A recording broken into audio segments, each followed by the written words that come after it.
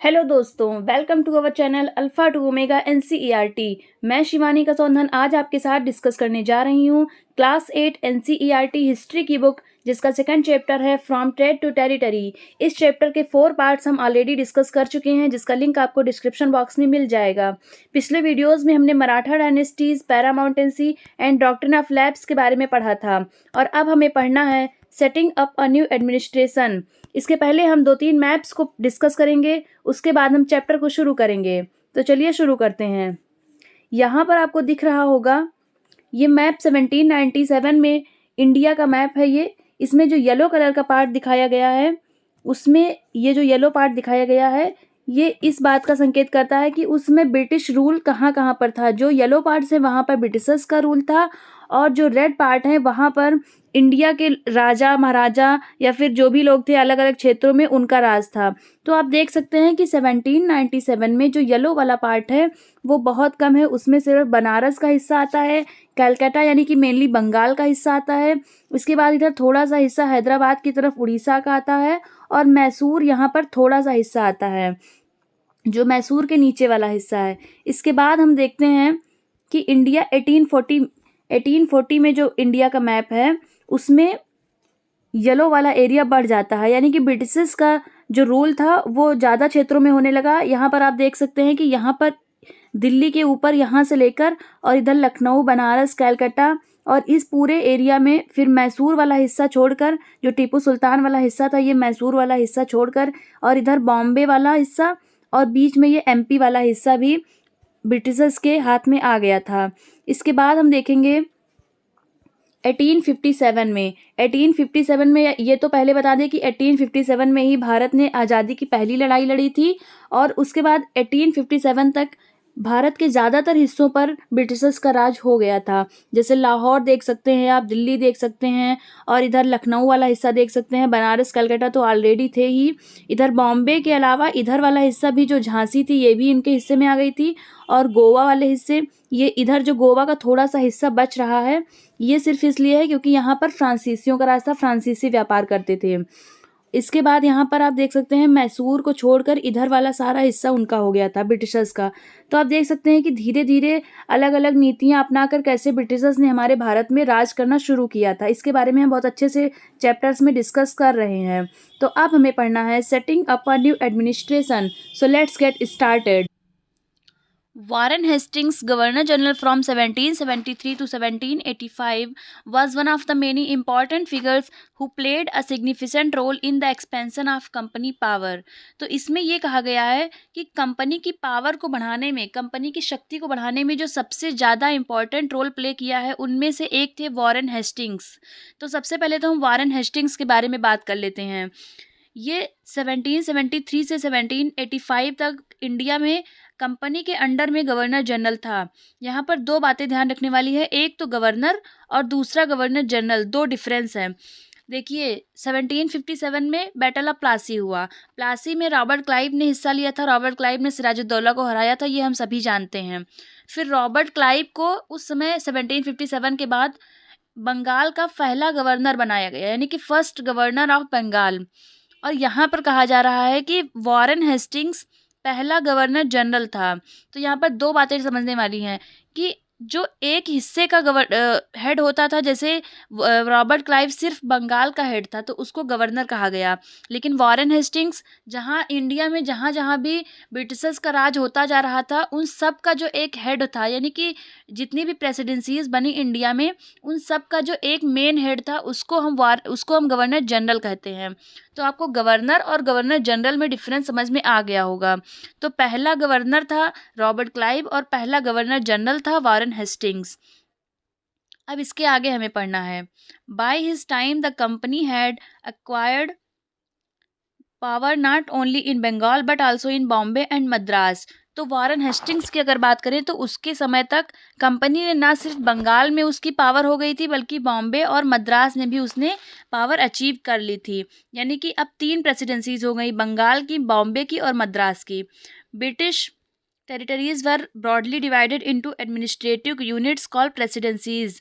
तो जहाँ जहाँ पर भी ब्रिटिशर्स का राज हो रहा था, जो भी ब्रिटिश टेरिटरीज इंडिया में बन रही थी, उनको मेनली 3 एडमिनिस्ट्रेटिव यूनिट्स में बांटा गया था।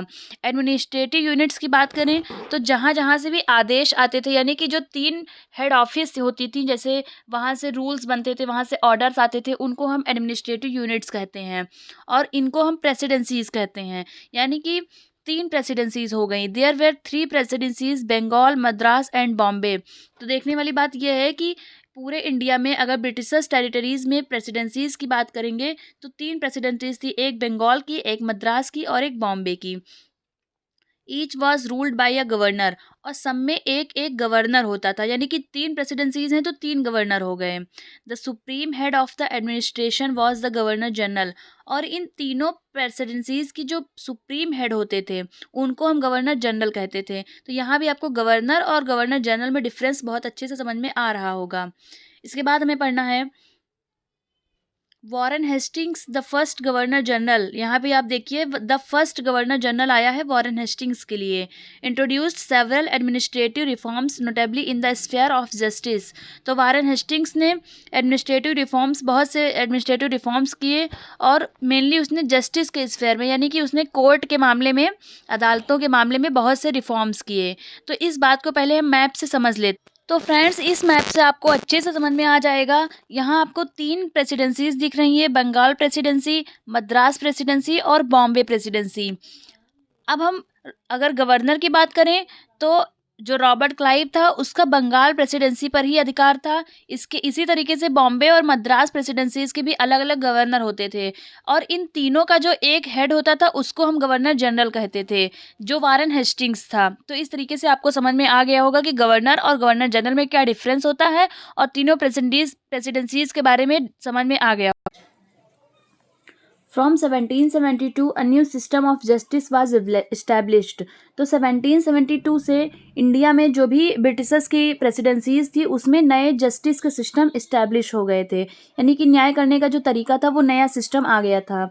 उसमें क्या था, each district was to have 2 courts, a criminal court faujdari adalat and a civil court diwani adalat.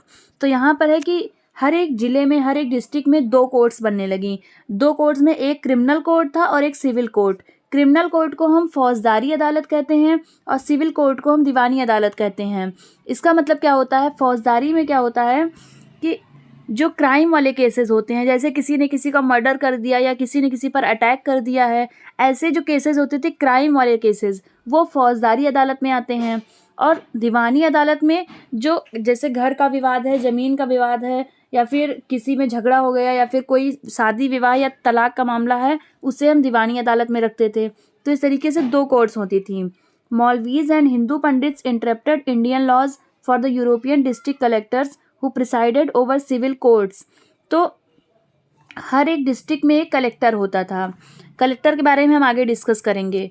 तो कलेक्टर के लिए जो मौलवीज होते थे, यानी कि मुस्लिमों में जो मौलवी होते थे और हिंदुओं में जो पंडित होते थे, वो इंडियन लॉज को इंटरप्रेट करते थे, यानी कि जो भी इंडिया में उस समय कानून चल रहे थे उसको वो कलेक्टर्स को बताते थे, और फिर वो कलेक्टर उन सिविल कोर्ट्स की अध्यक्षता करते थे। यानी कि जो सिविल कोर्ट्स होते थे, ये वाले जो दीवानी अदालत होती थी, सिविल कोर्ट्स, उसके लिए मौलवी और हिंदू पंडित्स इंडियन लॉज को इंटरप्रेट करते थे, और फिर कलेक्टर्स उसके लिए प्रिसाइड करते थे।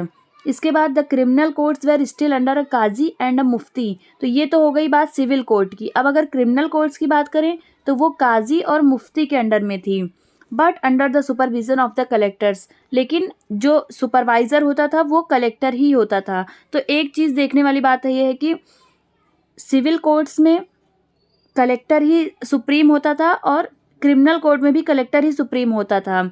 लेकिन सिविल कोर्ट्स में जो इंडियन लॉज को इंटरप्रेट करते थे वो मौलवी और हिंदू पंडित्स होते थे, लेकिन जो क्रिमिनल कोर्ट्स में इंटरप्रेट करते थे वो काजी और मुफ्ती होते थे। अब काजी और मुफ्ती के बारे में हम थोड़ा सा पढ़ लेते हैं। काजी एक जज होता था, जज को हम काजी कहते थे, जो मेनली मुस्लिम होता था। और मुफ्ती क्या होता था, जो भी कानून के बहुत अच्छे ज्ञाता होते थे, जो काजी के बताए गए कानूनों की व्याख्या करते थे, उनको हम मुफ्ती कहते थे। तो ये जो मेनली होते थे ये मुस्लिम ही होते थे, काजी और मुफ्ती, यानी क्रिमिनल कोर्ट्स में हिंदू जजेस को नहीं बैठाया जाता था। ये केवल सांप्रदायिकता को बढ़ाने के लिए ये लोग ऐसा कर। यहाँ पर आपको जो फिगर दिख रही है ये एक ट्रायल रूम है जो वॉरेन हेस्टिंग्स के बारे में, इसके बारे में हम देख लेते हैं। यहाँ पर है the trial of Warren Hastings painted by RG Pollard in 1789। तो 1789 में आरजी पोलार्ड नाम के पेंटर ने इस पेंटिंग को बनाई है और ये वॉरेन हेस्टिंग्स का ट्रायल है। When Warren Hastings went back to England in 1785, Edmund Burke accused him of being personally responsible for the misgovernment of Bengal। तो 1785 में जब वॉरेन हेस्टिंग्स वापस इंग्लैंड जाता है तो वहाँ पर एडमंड बर्क ने इसके ऊपर आरोप लगाया कि इसने बंगाल में जो इसकी गवर्नमेंट थी वो अच्छी नहीं थी, ये मिस गवर्नमेंट है यानी कि कुशासन है, और ये इसके लिए पर्सनली जिम्मेदार है। This led to an impeachment proceeding in the British parliament that lasted 7 years. और इस तरीके से जब वो वॉरेन हेस्टिंग्स फिर से वहाँ ब्रिटेन जाता है तो वहाँ पर ब्रिटिश पार्लियामेंट में उसके ऊपर ये आरोप लगा दिया जाता है कि इसने बंगाल में अच्छा शासन नहीं किया है और वहाँ की जनता को परेशान किया है। बर्क ने ये आरोप लगा दिया था और फिर उसके ऊपर आरोप लगा, इम्पीचमेंट चला और ये प्रोसीडिंग 7 ईयर्स तक चली, यानी कि 7 सालों तक उसको कोर्ट्स का सामना करना पड़ा था। इसके आगे हमें पढ़ना है। यहाँ पर देखिए नोट भी लिखा हुआ है कि जब बर्क ने इसके ऊपर आरोप लगाया था तो उन्होंने क्या कहा था। I impeach the common enemy and oppressor of all. Burke ने वॉरेन हेस्टिंग्स के बारे में कहा था कि मैं सभी लोगों का एक कॉमन एनिमी है यानी शत्रु है और अत्याचारी है, इसके ऊपर मैं आरोप लगाता हूँ। Here is a passage from Edmund Burke eloquent opening speech during the impeachment of Warren Hastings. तो जब शुरुआत में उन्होंने आरोप लगाया तो उन्होंने ये कहा था ब्रिटिश पार्लियामेंट में, I impeach him in the name of the people of India whose rights he has trodden under his foot and whose country has turned into a desert। तो इसमें बर्क ने कहा था कि मैं भारत के लोगों की तरफ से यानी कि पीपल ऑफ इंडिया, भारत के लोगों की तरफ से एक इनके ऊपर आरोप लगाता हूँ वॉरेन हेस्टिंग्स के ऊपर कि इन्होंने उनके अधिकारों को यानी कि इंडियन पीपल के अधिकारों को, राइट्स को अपने पैरों तले कुचल दिया है और उनकी कंट्री को एक डिज़र्ट में बदल दिया है। Lastly, in the name of human nature itself, in the name of both the sexes, in the name of every age, in the name of every rank, I impeach the common enemy and oppressor of all। उन्होंने कहा है कि मैं हर as के लोगों की तरफ से, हर सेक्स की लोगों की तरफ से और हर एक रैंक के लोगों की तरफ से इस आदमी पर, इस व्यक्ति पर आरोप लगाता हूँ कि इसने जितने भी कॉमन पीपल थे, जितने भी जनता थी, उनका शत्रु है और इसने उन पर अत्याचार किया है, ये ऑपरेशर है। इस तरीके से बर्क ने वॉरेन हेस्टिंग्स पर आरोप। तो फ्रेंड्स ये तो हो गई वॉरेन हेस्टिंग्स की बात। अब हम फिर से आते हैं कोर्ट्स पर। A major problem was that the Brahmin pandits gave different interpretations of local laws based on in different schools of Dharmashastra. तो अभी तक हमने देखा कि पंडित और मौलवी मिलकर जो भी रूल्स बताते थे उसी के अनुसार कलेक्टर जस्टिस करते थे, लेकिन प्रॉब्लम ये थी कि जो ब्राह्मण पंडित थे वो धर्मशास्त्र के अनुसार रूल्स बनाते थे और हम सभी जानते हैं कि हिंदू धर्म में कई धर्मशास्त्र हैं, तो अलग अलग धर्मशास्त्र के अनुसार ब्राह्मण पंडित अलग अलग रूल्स बनाते थे, तो हर बार केसेस में अलग रूल्स आ जाते थे जिसकी वजह से कन्फ्यूजन होता था। To bring about uniformity in 1775 11 pandits were asked to compile a digest of Hindu laws. तो इस कन्फ्यूज़न को दूर करने के लिए 1775 में 11 पंडितों को बुलाया गया और उनसे कहा गया कि आप एक ऐसा डाइजेस्ट ऑफ हिंदू लॉ बनाइए, यानी कि हिंदू लॉज का एक ऐसा डाइजेस्ट बनाइए जिससे एक यूनिफॉर्मिटी आए और उसी के अकॉर्डिंग हम जस्टिस कर सकें। तो 11 पंडितों ने एक ऐसा डाइजेस्ट बनाया।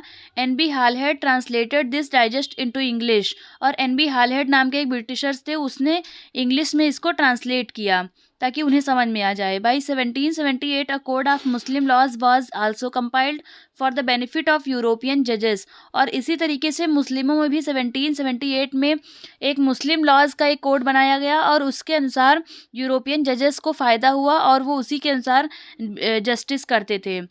Under the regulating act of 1773 a new supreme court was established. अब 1773 में एक रेगुलेटिंग एक्ट आता है। ये ब्रिटिश पार्लियामेंट से आया एक एक्ट था यहाँ पर रूल्स बनाने के लिए। उसके अनुसार एक सुप्रीम कोर्ट इस्टेब्लिश किया गया था जो कलकत्ता में था। जैसे आज भी सुप्रीम कोर्ट्स होते हैं, हाई कोर्ट्स होते हैं, उसी तरीके से सुप्रीम कोर्ट कलकत्ता में इस्टेब्लिश किया गया। While a court of appeal the सदर निजामत अदालत was also set up at Calcutta. तो कलकत्ता में एक तो सुप्रीम कोर्ट इस्टेब्लिश किया गया और दूसरा सदर निजामत अदालत भी था। उसमें क्या था, उसमें जो अपील करना चाहते हैं, मतलब जिसका केस है, कोई भी मामला हो उसके लिए अपील करना है तो सदर निजामत अदालत में जा सकते थे। इस तरीके से हमने देखा कि कलकत्ता में एक सुप्रीम कोर्ट की स्थापना 1773 में रेगुलेटिंग एक्ट के तहत हो। The principal figure in an Indian district was the collector. तो अब हम कलेक्टर की बात करते हैं।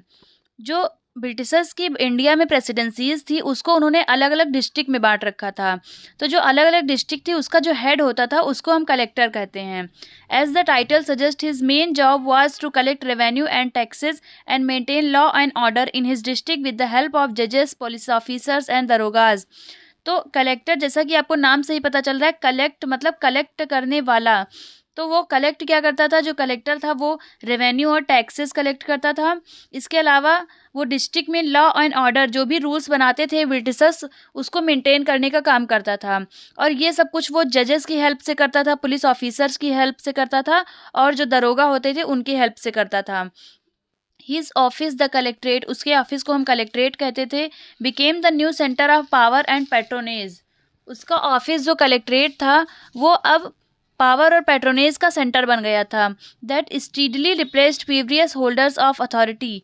तो कहने का मतलब ये है कि जो कलेक्ट्रेट था, कलेक्टर का जो ऑफिस था, अब उसमें सारी शक्तियाँ निहित हो गई थी। यानी कि जो भी इसके पहले जो लोग अधिकारी होते थे उन सब के धीरे धीरे जो अधिकार थे वो सब कलेक्टर के अंदर आ गए। तो हमें ये समझ में आता है कि कलेक्टर एक बहुत मेन फिगर था। इसके बाद हम बात करते हैं द कंपनी आर्मी। तो अब हम सभी जानते हैं कि कंपनी ने धीरे धीरे इंडिया में जो भी सम्राट थे, जो भी राजा महाराजा थे, जो भी स्टेट्स थे, उन सबको अपने कब्जे में ले लिया था। तो ये सब करने के लिए उन्हें आर्मी की ज़रूरत तो पड़ती ही रही होगी। मतलब जब वो अटैक करते थे, बैटल्स होते थे, तो उन्हें आर्मी चाहिए थी। अब उन्होंने अपनी आर्मीज़ को कैसे मेंटेन किया था, इसके बारे में हम डिस्कस करते हैं। तो चलिए शुरू करें। Colonial rule in India brought in some new ideas of administration and reform, but its power rested on its military strength. तो कॉलोनियल रूल, अब इसके बारे में हम पहले भी पढ़ चुके हैं कॉलोनियल के बारे में, कि जो ब्रिटिशर्स यहाँ पर इंडिया में राज कर रहे थे तो वो कॉलोनियल रूल कहलाता है। यानी कि ये उपनिवेश रूल था। तो यानी कि ब्रिटिश, यहाँ पर कॉलोनियल का मतलब हम ब्रिटिशर्स के रूल से समझेंगे। तो कॉलोनियल रूल ने इंडिया में जो एडमिनिस्ट्रेशन के रिफॉर्म को लेकर नए नए आइडियाज़ लेके आए और बहुत सारी चीज़ें बदल गई, लेकिन उनकी जो पावर थी वो अब भी मिलिट्री स्ट्रेंथ में थी। यानी कि अगर उनके पास मिलिट्री नहीं होती तो फिर वो दूसरे राजाओं से बैटल्स कैसे लड़ते, युद्ध कैसे लड़ते, और अगर वो उनकी आर्मी कमज़ोर हो जाती तो फिर वो युद्ध हार जाते। तो इस तरह से भारत में उनका कब्जा करना बहुत मुश्किल हो जाता। तो इस बात से हम समझ सकते हैं कि मिलिट्री स्ट्रेंथ कंपनी की आर्मी के लिए बहुत ज़रूरी थी। The Mughal army was mainly compose of cavalry. अब अगर हम मुगल आर्मी की बात करें, क्योंकि हम सभी जानते हैं कि अंग्रेज़ों से पहले जो भारत पर, जो मेन दिल्ली पर जो शासन था वो मुगलों का था। तो मुगल आर्मी और इसके ब्रिटिशर्स के आर्मी को हम कंपेयर करके देखेंगे। The Mughal army was mainly compose of cavalry, sawars, trained soldiers on horseback and infantry, that is paidal foot soldiers. तो जो मुगल आर्मी थी वो दो चीज़ों से बनी थी। एक तो कैवेलरी, कैवेलरी का मतलब घुड़सवारी, जो घोड़े पर सवार होकर युद्ध करते हैं, और उनके ऊपर जो व्यक्ति सवार होते हैं आर्मी, उसको हम सवार कहते थे। ये बहुत ट्रेंड होते थे सोल्जर्स, और ये घोड़े की पीठ पर सवार होकर युद्ध करते थे, उनको कैवेलरी कहा गया। एंड इन्फेंट्री, इन्फेंट्री का मतलब जो पैदल सैनिक थे, जो पैदल फुट पर चलते थे, पैदल थे सैनिक होते थे, उनको हम इन्फेंट्री कहते हैं। तो दो मेन सोल्जर्स होते थे। दे वर गिवन ट्रेनिंग इन आर्करी, और इसके अलावा जो पैदल चलने वाले होते थे और जो घुड़सवार होते थे उनको तीरंदाजी सिखाई जाती थी, यानी आर्चरी सिखाई जाती थी, इसमें ट्रेनिंग दी जाती थी। And the use of the sword, और उन्हें तलवार चलाना सिखाया जाता था, इसकी उन्हें विशेष ट्रेनिंग दी जाती थी। यानी वो तलवारबाज होते थे, तीरंदाज होते थे, घुड़सवार होते थे और पैदल सैनिक होते थे। The cavalry dominated the army and the Mughal state did not feel the need to have a large professionally trained infantry. तो यहाँ पर देखेंगे जो कैवेलरी थी वो ज़्यादा मेन थी, जो घुड़सवार होते थे, जो घोड़े पर सवार होकर युद्ध करते थे, वो मुगल स्टेट में आर्मी के लिए ज़्यादा इम्पोर्टेंट होते थे। और मुगलों को कभी नहीं लगा कि उन्हें जो इन्फेंट्री है, पैदल सेना है, उसको ज़्यादा प्रोफेशनली ट्रेन करने की ज़रूरत है। वो इतना उन्हें ट्रेनिंग नहीं देते थे जितना कैवेलरी को देते थे। The rural areas had a large number of armed peasants and local zamindars often supplied the Mughals with पैदल soldiers। तो पैदल सोल्जर्स कहाँ से आते थे? जो रूरल एरिया में, यानी कि जो गाँव में, मुगल शासन में जो गाँव होते थे भारत में, वहाँ पर जो पीसेंट होते थे, जो किसान होते थे, वो आर्म्ड रहते थे, यानी उनके पास सारे हथियार होते थे। इसके अलावा जो लोकल ज़मींदार होते थे, वो भी मुगलों को एक बहुत बड़ी पैदल सेना देते थे। जब भी वो मुगल शासन मुगल के जो राजा होते थे, वो जब युद्ध करने के लिए जाते थे किसी और स्टेट में, तो उनको ज़मींदारों की तरफ से एक बहुत बड़ी पैदल सेना दे दी जाती थी कि आप इनके साथ युद्ध करने जाएंगे। लेकिन धीरे धीरे चेंज होने लगा। अब वो चेंज कैसे हुआ? A change occurred in the 18th century when Mughal successor states like Awadh and Banaras started recruiting peasants into their armies and training them as professional soldiers. तो धीरे धीरे जब 18th सेंचुरी में, हम सभी जानते हैं कि मुगल शासन कमज़ोर होने लगा था औरंगजेब के बाद, और उसके बाद अवध और बनारस ने अपने आप को स्वतंत्र कर लिया, यानी कि वो फ्री हो गए थे। बंगाल, अवध, बनारस, ये सभी स्टेट फ्री हो गए थे। और जब ये फ्री हो गए, तब इन्होंने जो किसान थे, पीसेंट्स थे, उनको आर्मी में लेना शुरू कर दिया और उनको प्रोफेशनल सोल्जर की तरह, यानी एक अच्छे सिपाही की तरह उन्हें ट्रेनिंग देनी शुरू कर दी थी। The east India company adopted the same method when it began recruitment for its own army. और यही काम ब्रिटिश ईस्ट इंडिया कंपनी ने किया। जो अवध और बनारस के नवाब करते थे, वही काम ईस्ट इंडिया कंपनी ने किया। उन्होंने उसी मेथड से जो आर्मी थी उसको अपने रिक्रूटमेंट की, मतलब भर्ती लिया, और फिर उन्हें प्रोफेशनल सोल्जर की तरह तैयार किया, which came to be known as the sipahi army. और इन्हें वो सिपाही आर्मी कहते थे, फ्रॉम द इंडियन वर्ड सिपाही। अब ये सिपाही कहाँ से आया है? जैसे इंडियन लोग सिपाही कहते हैं, हम सभी जानते हैं सिपाही सोल्जर्स को कहते थे, लेकिन जो ब्रिटिशर्स होते थे, उनके प्रोनाउंसिएशन का ट्विस्ट थोड़ा अलग होता था, तो वो सिपाही को सिपाही कहते थे, इसलिए वो सिपाही आर्मी कहलाते थे। As warfare technology changed from the 1820s, the cavalry requirements of the company's army declined। तो 1820s के बाद जैसे जैसे वॉरफेयर टेक्नोलॉजी, यानी कि बैटल्स करने की टेक्नोलॉजी चेंज होती है। वॉरफेयर का मतलब होता है युद्ध, यानी कि युद्ध करने की जो टेक्नोलॉजी वो धीरे धीरे चेंज होने लगी। उसी तरीके से कंपनी में जो कैवलरी की रिक्वायरमेंट थी, यानी कि जो घुड़सवारों की ज़रूरत थी, वो कम होने लगी। It is because the British empire was fighting in Burma, Afghanistan and Egypt, वे soldiers were armed with muskets and matchlocks. तो जब ब्रिटिश की आर्मी बर्मा, अफ़गानिस्तान और इजिप्ट में युद्ध कर रही थी, ये बर्मा मतलब म्यांमार देश जो अब है उसको बर्मा कहते थे, और अफ़गानिस्तान और इजिप्ट मतलब मिस्र देश। तो इन तीनों जगह पर कब्जा करने के लिए ब्रिटिश एम्पायर जब युद्ध कर रही थी, तो वहाँ के जो सोल्जर्स थे वो मेनली इंडिया से ही जाते थे, इंडिया के सिपाही को वो लेके जाते थे युद्ध करने के लिए। तो वो मस्केट और मैचलॉक्स से आर्म्ड थे। मस्केट और मैचलॉक्स गन्स होती थी। मस्केट बहुत हैवी गन्स होती थी, जिसको पैदल सेना जो इन्फेंट्री होती थी वो लेकर चलती थी, और मैचलॉक्स में बारूद भरकर उसको जलाकर माचिस से जलाया जाता था, इसलिए उसको मैचलॉक्स कहते थे। ये भी एक गन होती थी। The soldiers of the company's army had to keep pace with changing military requirements, and its infantry regiments now became more important। तो जब गन्स आ गई, तो जो पैदल सैनिक होते थे वो गन्स का यूज करते थे, और जैसे नई नई टेक्नोलॉजी आती गई, वैसे वैसे आर्मी को भी अपडेट करना पड़ा। इसीलिए कैवेलरी की जगह पर इन्फेंट्री की ज़रूरत ज़्यादा बढ़ गई थी, और घुड़सवारों की संख्या कम होती गई। In the early 19th century the British began to develop a uniform military culture. और 19th सेंचुरी के अर्ली में ब्रिटिश जो यहाँ पर थे, उन्होंने मिलिट्री कल्चर में एक यूनिफॉर्मिटी लाई, यानी कि एक ऐसा कल्चर बनाया मिलिट्री कल्चर जिसके अकॉर्डिंग सारे सिपाहियों को बनना पड़ता था। जो भी वो रूल्स लगाते थे वो सारे सोल्जर्स को फॉलो करना पड़ता था। वो कैसे होता था? Soldiers were increasingly subjected to European style training. तो जो सिपाही होते थे, सोल्जर्स होते थे, उनको यूरोपियन स्टाइल में ट्रेनिंग दी जाती थी। Drill and discipline that regulated their life far more than before. तो उनको बिल्कुल अभ्यास, हर एक चीज़ का बहुत प्रैक्टिस करना पड़ता था, ड्रिल यानी अभ्यास करना पड़ता था और डिसिप्लिन में रहना पड़ता था। बहुत जो भी रूल्स अनुशासन बना दिए जाते थे, उसी के अकॉर्डिंग सिपाहियों को, सोल्जर्स को रहना पड़ता था। तो इस तरीके से उनकी लाइफ इससे पहले इतनी रेगुलेट कभी नहीं की गई थी। Often this created problem since caste and community feelings were ignored in building a force of professional soldiers. तो जब ब्रिटिशर्स यहाँ पर प्रोफेशनल सोल्जर्स बनाते थे, यानी सोल्जर्स को प्रोफेशनल ट्रेनिंग देते थे, तो उनकी कम्युनिटी को और कास्ट को बिल्कुल इग्नोर कर दिया जाता था। यानी कि वो किसी भी कास्ट से हों, किसी भी कम्युनिटी से हों, वो अपने मन का कुछ नहीं कर सकते हैं, अपने कास्ट के अकॉर्डिंग कुछ नहीं कर सकते हैं। जो भी रूल्स बना दिए जाते थे, उसी के अकॉर्डिंग एक सिपाही को काम करना पड़ता था। Could individuals so easily give up their caste and religious feelings. तो क्या कोई इंसान इतनी आसानी से अपनी कास्ट और रिलीजियस फीलिंग्स को, यानी जो धर्म है उसका, जो कास्ट है उसकी फीलिंग्स को गिव अप कर सकता है, मतलब छोड़ सकता है? Could they see themselves only as soldiers and not as members of communities. तो क्या कोई व्यक्ति सिर्फ अपने आप को एक सिपाही मानकर जीवन जी सकता है, यानी कि वो अपनी कम्युनिटीज़ का मेंबर नहीं है, यानी उसकी जो कम्युनिटी है, उसका कास्ट है, वो उसके लिए कुछ नहीं कर सकता है, सिर्फ एक सिपाही का जीवन जीता था।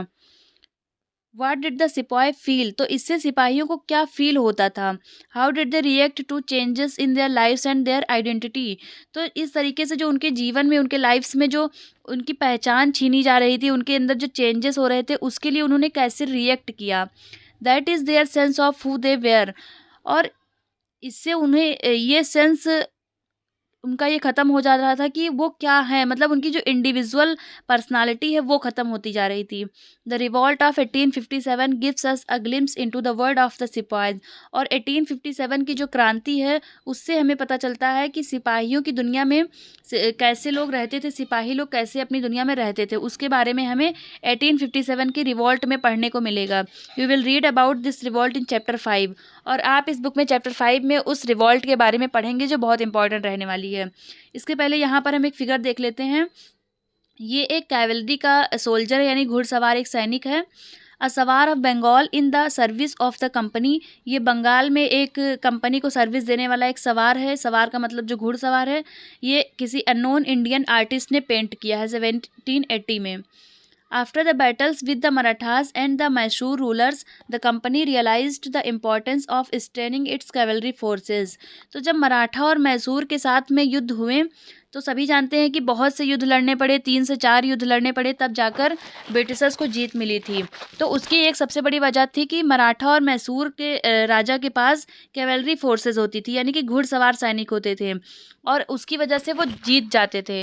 तो उसके बाद ब्रिटिशर्स को रियलाइज़ हुआ कि हमें भी कैवलरी फोर्स को मजबूत करना पड़ेगा, यानी घुड़सवारों को मजबूत करना पड़ेगा। उसके बाद से उन्होंने एक प्रोफेशनल ट्रेनिंग देनी शुरू की कैवलरीज़ को। और इस तरह आप देख सकते हैं कि जिस जैसी वेशभूषा बना दी जाती थी, जैसे कपड़े पहनने के लिए दिए जाते थे, वैसे ही एक सैनिक को पहनना पड़ता था।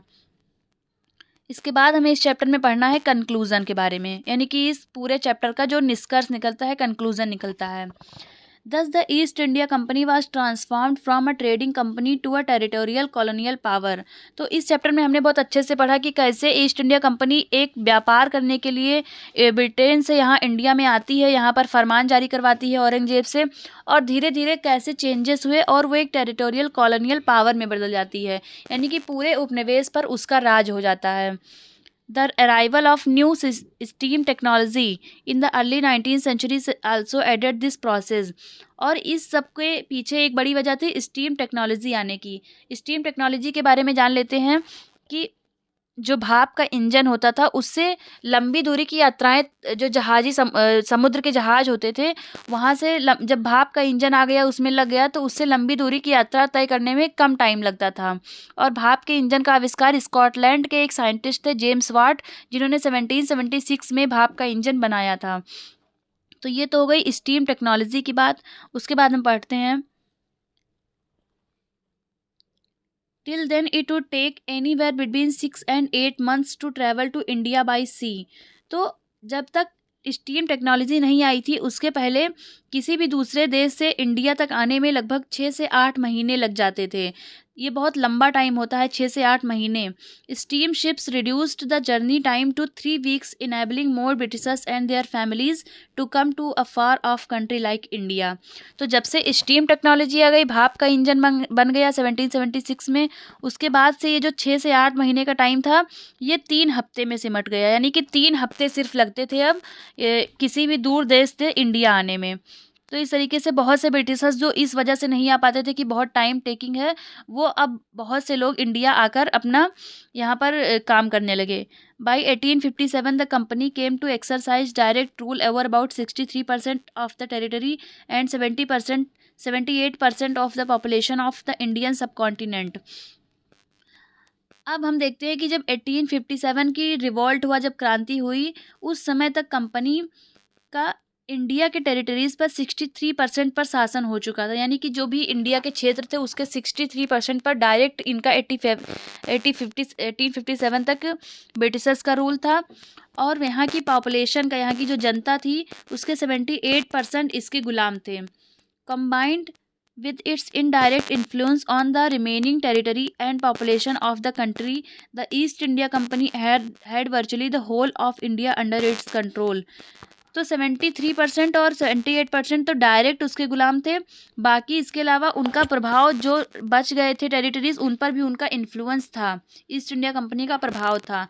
इस तरीके से हम कह सकते हैं कि पूरे इंडिया पर, मतलब होल ऑफ इंडिया पर ईस्ट इंडिया कंपनी का कंट्रोल हो चुका था।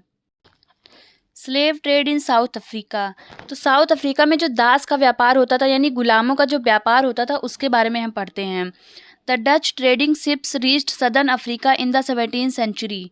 तो जो डच थे, डच के बारे में हमने पहले भी पढ़ा था कि जो हॉलैंड के लोग थे, वो उन्हें हम डच कहते थे, और वो भारत में भी व्यापार करने के लिए आए थे, लेकिन ईस्ट इंडिया कंपनी ने उन्हें हराकर वापस भेज दिया। तो 17th सेंचुरी में डच लोग सदर्न अफ्रीका पहुंचते हैं, यानी दक्षिण अफ्रीका पहुंचते हैं, और वहाँ पर वो लोगों का व्यापार करने लगते हैं। वहाँ के लोगों को गुलाम बना लेते हैं और उन्हें खरीदते बेचते हैं। Soon a slave trade began, और जल्दी ही दास व्यापार शुरू हो जाता है। People were captured, chained and sold in slave markets. तो उसमें क्या होता था, लोगों को कैप्चर कर लिया जाता था, बंदी बना लिया जाता था, फिर उन्हें जंजीरों से बांध दिया जाता था, और उन्हें गुलाम के मार्केट थी, मतलब जो बाज़ार होते थे जहाँ पर इन लोगों को बेच दिया जाता था। जैसे हम किसी सामान को खरीदते बेचते हैं, उसी तरीके से लोगों को बेचा और ख़रीदा जाता था। When slavery ended in 1834, there were 36,774 privately owned slaves at the Cape, located at the southernmost tip of Africa. तो अगर हम साउथ अफ्रीका की बात करें तो वहाँ पर एक जगह पड़ती है केप, उसके बारे में अभी हम मैप में डिस्कस करेंगे। वहाँ पर जब 1834 में ये स्लेवरी जो गुलामी थी वो ख़त्म हुई है, तब वहाँ पर 36,774, लगभग 37,000 लोगों को गुलाम बना रखा था लोगों ने। मतलब 37,000 लोग वहाँ पर गुलाम थे। A visitor to the Cape in 1824 has left a moving account of what he saw at a slave auction. तो 1824 में एक आदमी वहाँ पर गया था, विजिटर था, उसने गुलामों की जो दशा देखी है उसके बारे में थोड़ा सा डिस्कस करते हैं। Having learn that there was to be sale of cattle, farm stock etcetera by auction. वो कहता है कि जब हमें पता चला कि एक मार्केट है जहाँ पर कैटल्स की सेल है, मतलब जानवरों को बेचा जा रहा है, कृषि के सामानों को बेचा जा रहा है, फार्म स्टॉक को की नीलामी की जा रही है, तो हम वहाँ पर गए। We halted our wagon for the purpose of procuring fresh auction. तो हमने अपनी गाड़ी उधर घुमा दी ताकि हमें कुछ फ्रेश ऑक्शन मिल सके। Among the stock was a female slave and her 3 children। तो वो कहता है कि जब हम वहाँ पर गए तो हमने स्टॉक में क्या देखा कि एक फीमेल स्लेव थी, यानी कि एक महिला थी जिसे गुलाम बना रखा था लोगों ने, और उनके 3 बच्चे थे। The farmers examined them as if they had been so many head of cattles. और उन लोगों को, वो जो फार्मर्स थे, जो किसान थे, वो इस तरीके से एग्जामाइन कर रहे थे जैसे कि वो कोई जानवर हों। They were sold separately and to different purchasers. और उनके बच्चों को और उस माँ को अलग अलग लोगों को बेच दिया जाता था। मतलब ये नहीं कि एक फैमिली के लोग हैं तो कोई एक ही खरीदार होगा, बल्कि बच्चों को अलग बेच दिया जाता था और पेरेंट्स को अलग बेच दिया जाता था। उसके बाद वो कहता है, the tears, the anxiety, the anguish of the mother while she cast heart rending look upon her children, कि वो आंसू, वो एंग्जाइटी, वो चिंता और वो दर्द जो उस माँ के आंखों में थी, उससे, उन आँखों से वो अपने बच्चों को देख रही थी।